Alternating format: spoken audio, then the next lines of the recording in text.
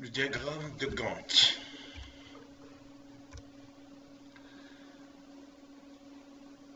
Le diagramme de Gantt est généralement utilisé dans la planification des activités d'un projet.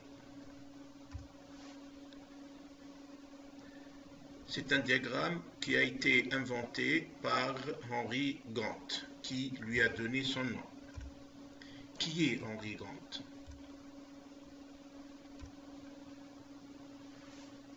Henry Lawrence Gantt, ingénieur en mécanique et consultant en management, inventeur du célèbre diagramme, né en 1861 aux États-Unis, décédé en 1919 aux États-Unis aussi. Le diagramme Gantt est le complément idéal du graphique PERT que nous avons étudié précédemment dans une autre vidéo. C'est un excellent outil qui permet le suivi de l'état d'avancement des projets. Une fois que l'enchaînement des tâches est défini par le graphique PERT, le diagramme Gantt permet au chef du projet de voir graphiquement l'évolution des tâches, c'est-à-dire les tâches qui sont en cours ou à venir ou en retard.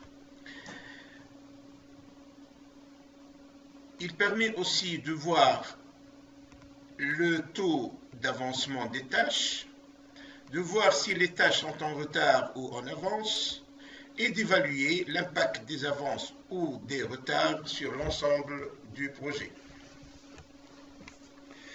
Il permet aussi de prendre en compte d'autres événements, tels que les ressources, les réunions d'évaluation, les collaborateurs, les livraisons, les essais, les tests, etc.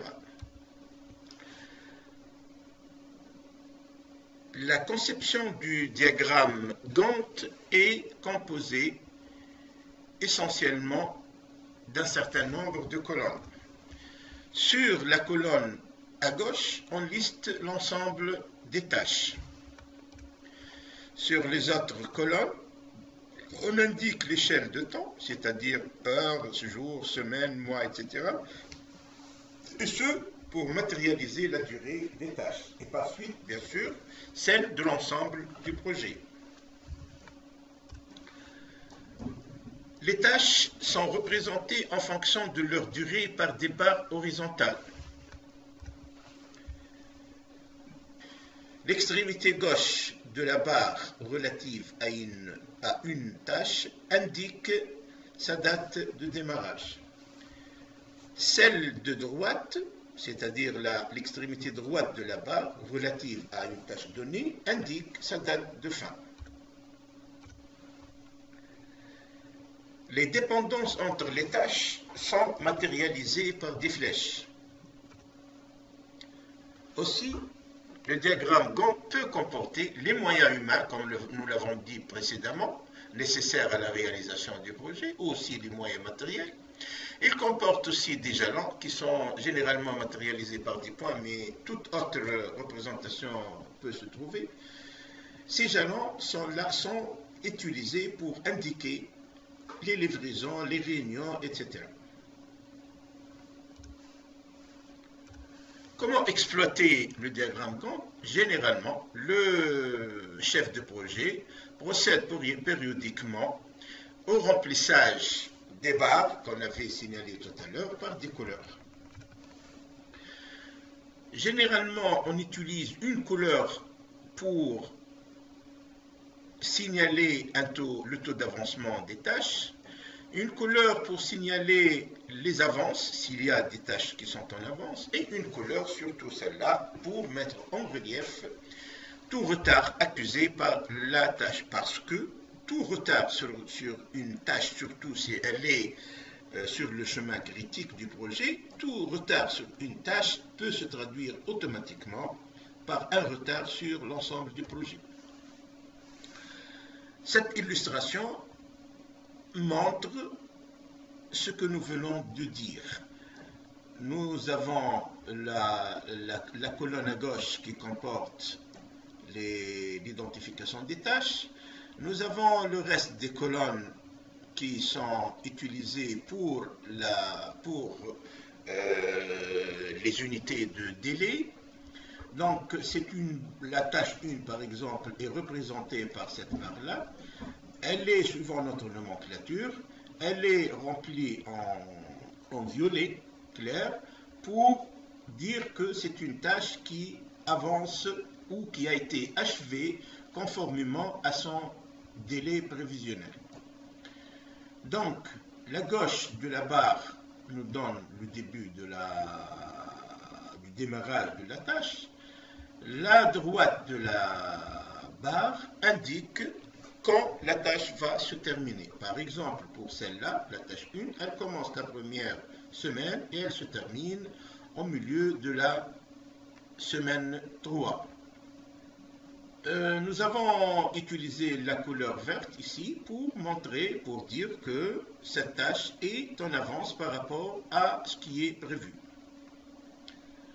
Aussi, le planning comporte les ressources. On a la main-d'œuvre, la source, le potentiel en main-d'œuvre, le potentiel matériel. Aussi, nous trouvons des jalons, comme nous l'avons dit. Par exemple, ici, on a désigné les réunions par une étoile, les livraisons par 2 étoiles. Exemple. Nous allons travailler sur un exemple. On suppose qu'on a à construire une halle pour le stockage de produits en attente de livraison.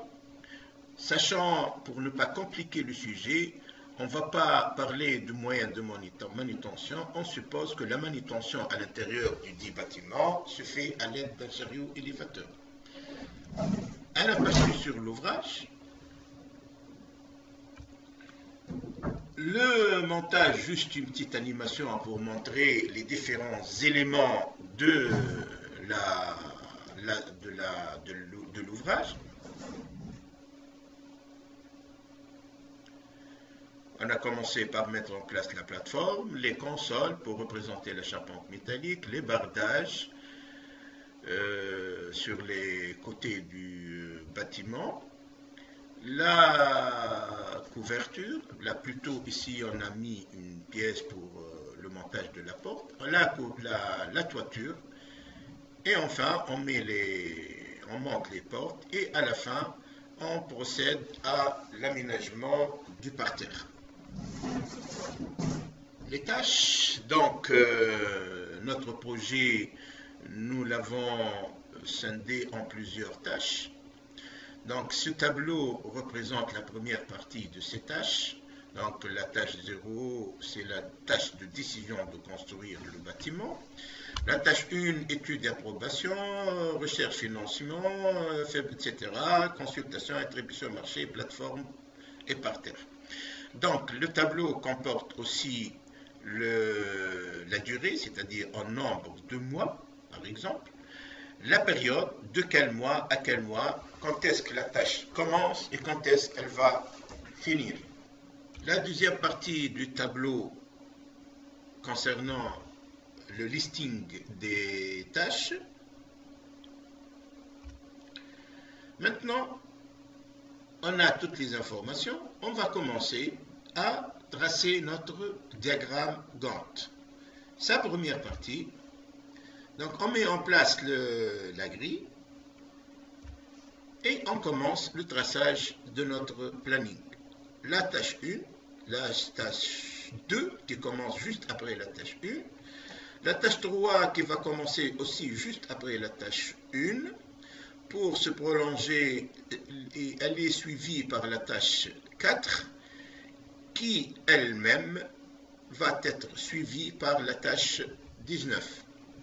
Aussi, on trouve une autre tâche qui est la 5, qui commence après la tâche 1 et va être suivie par la tâche 8. Enfin, la tâche 6, qui commence aussi après la tâche 1 et va être suivie par la tâche 7. Regardons maintenant la deuxième partie du planning. Donc on a fait les reports nécessaires. La tâche 1, la tâche 7. Donc on arrive sur la tâche 7. La tâche 8. La tâche 9 qui va être suivie par la tâche 10, elle-même suivie par la tâche 11, et enfin on va trouver la fin du projet, c'est-à-dire la tâche 12 qui est la déconsignation. Nous présentons ici un récapitulatif du diagramme sur lequel nous allons tracer le chemin critique du projet. On commence par la tâche 1. On voit que le chemin critique va avoir deux branches, celle qui est en bleu et celle qui est en vert. Les deux branches vont se réunir pour poursuivre sur la tâche 9, puis la tâche 10, puis la tâche 11. Voilà, donc nous avons terminé notre exemple, c'est-à-dire on a établi nos listes de tâches pour notre projet de construction d'une charpente métallique, d'un abri. Et puis on a tracé notre diagramme Gantt, et enfin nous venons de tracer le chemin critique de ce projet. J'espère vous retrouver à l'occasion d'une autre vidéo sur un autre sujet. Comme d'habitude, vous pouvez nous contacter, que ce soit sur notre site WebSavoir avec le formulaire de contact, ou vous utilisez notre adresse email websavoir@hotmail.fr, ou aussi vous pouvez vous abonner à notre chaîne YouTube, youtube.com/user-web-savoir. Merci de nous avoir suivis. À plus tard.